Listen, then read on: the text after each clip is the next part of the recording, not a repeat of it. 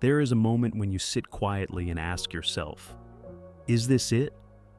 It might come at a crossroads, choosing a career, a partner, a place to live. It might come after an achievement that didn't fulfill you as expected. It might come during a lull when the busy noise fades.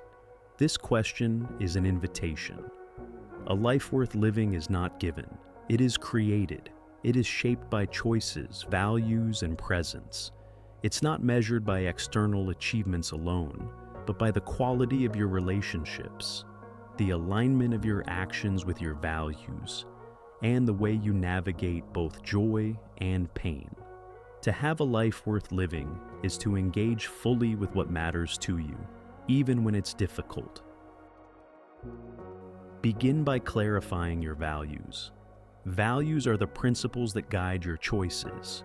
They might include integrity, compassion, learning, creativity, adventure, stability, or community. Without knowing your values, you can drift, chasing goals that are not aligned with what you truly care about. This misalignment leads to dissatisfaction. For example, if you value creativity but work in a job that stifles it, you might feel unfulfilled even if the job pays well. Or, if you value family but spend most of your time working, your relationships may suffer.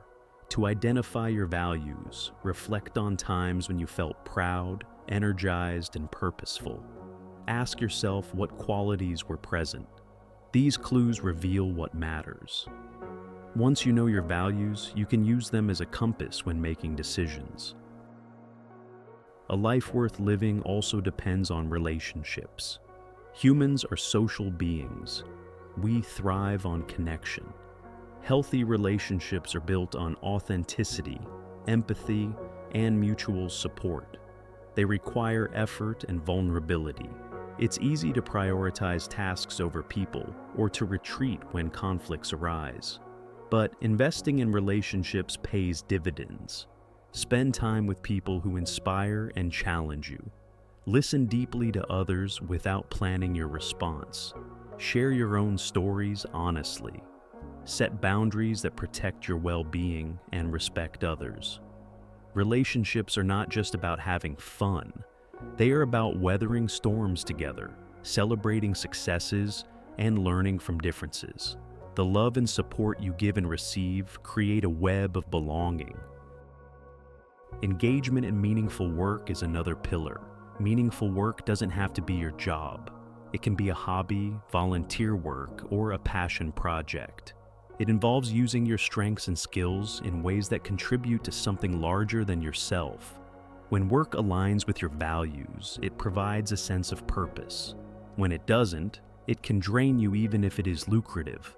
Ask yourself what skills you enjoy using, what problems interest you, and what kind of environment supports you. You might love teaching, building, organizing, designing, solving puzzles, or helping others heal. The form it takes can vary, but the essence is that it feels like a contribution rather than just a paycheck. A life worth living embraces growth. Growth doesn't mean constant improvement or achievement. It means staying curious, learning from experiences, and being willing to change. It's tempting to settle into comfort zones. They feel safe, but growth happens at the edge of comfort. This might mean learning a new language, traveling to a place that challenges your worldview, or confronting a habit that holds you back. Growth also happens internally. It's about questioning your assumptions, forgiving yourself and others, and letting go of resentment. It's about refining your understanding of yourself and the world. You don't need to seek extreme adventures to grow. Even small acts of courage count, like speaking up in a meeting or trying a new recipe. Engage with your body. Your physical well-being supports your mental and emotional health. Move your body regularly in ways that feel good. Walking, dancing, yoga, sports. Eat foods that nourish you. Rest when you need to. The body is not a machine. It is a living system that communicates with you.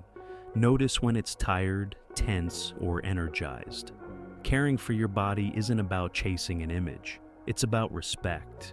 It's about recognizing that you cannot separate your mind from your physical self. A life worth living honors this connection. Cultivate presence. Presence is the ability to be fully engaged with what you are doing. It's easy to skim through life, distracted by past regrets or future anxieties.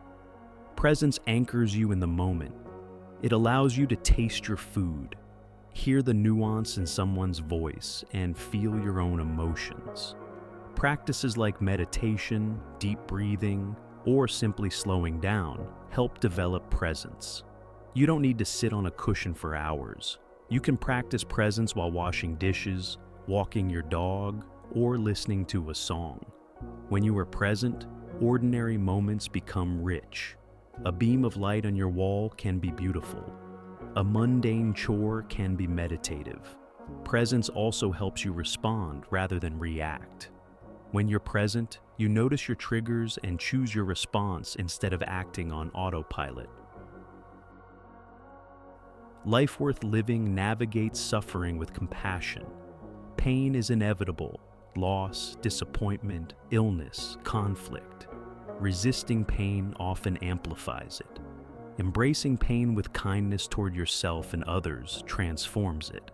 Compassion doesn't mean wallowing. It means acknowledging pain without judgment. It means offering yourself care and seeking support. It means recognizing that suffering connects you with others rather than isolates you.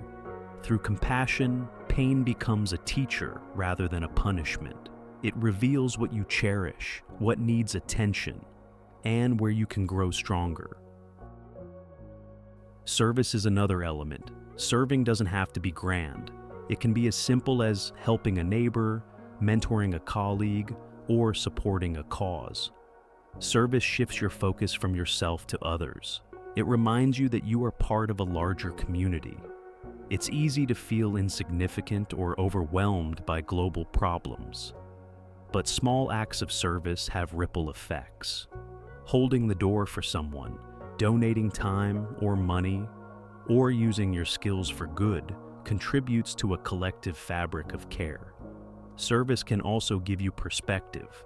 It can make your own problems feel less consuming and your privileges more apparent.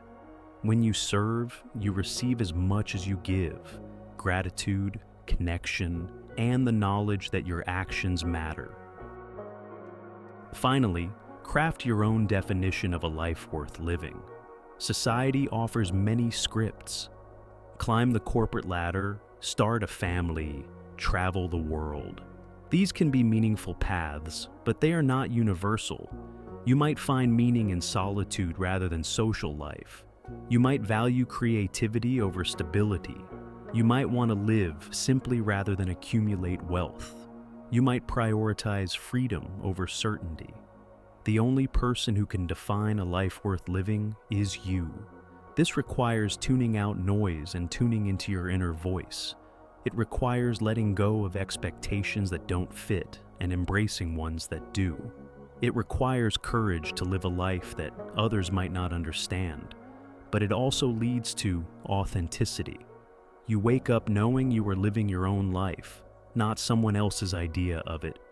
In the end, a life worth living is not about perfection. It's messy, dynamic, full of surprises. It's about aligning your choices with your values, nurturing relationships, engaging in meaningful work, growing, caring for your body, practicing presence, embracing pain with compassion, serving others, and listening to your own truth. It's about showing up fully, even when it's hard. It's about making the mundane sacred, the challenging bearable, and the beautiful unforgettable. When you live this way, you may not always be happy, but you will feel alive, connected, and at peace with the path you are walking.